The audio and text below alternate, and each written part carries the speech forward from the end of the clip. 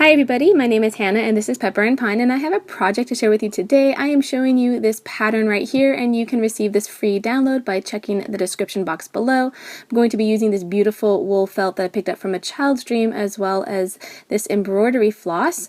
And this is a really simple, easy project that you can do in less than an hour, and it's great for kids about 8 years and up.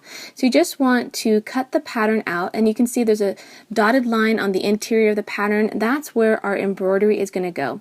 So the first thing you want to do is just pick a felt in fall colors, and I picked this brown, and I'm going to pin this pattern in place and then cut around it.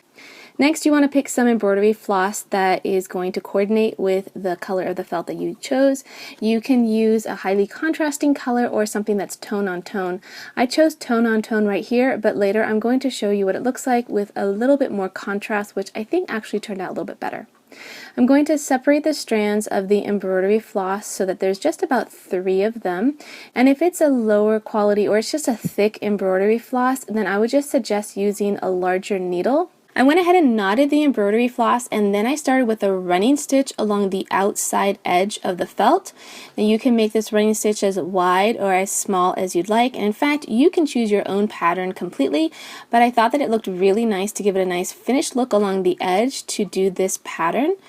And then once you're done and you've gotten back to the beginning, now you can start on the pattern on the interior part of the leaf. And I went ahead and I went all the way directly up to the tip using a running stitch, and then you can also go off to the side and make it look like the different veins within a leaf. Now this was a really easy project to do, and I highly recommend that you try it out.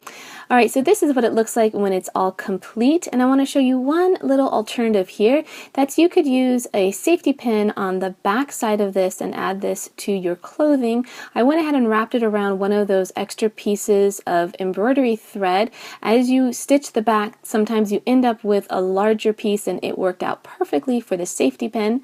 You could also just stitch it in place. Now the other one that I showed you had a bit more contrast to the leaf design, and I actually really like the contrast more than the tone on tone, but as with all art projects, you can get creative and do your own design and choose your own colors. And of course, if you try this project, I would love to see what you come up with. Don't forget to tag me in your photo when you find me on Instagram at Pepper and Pine.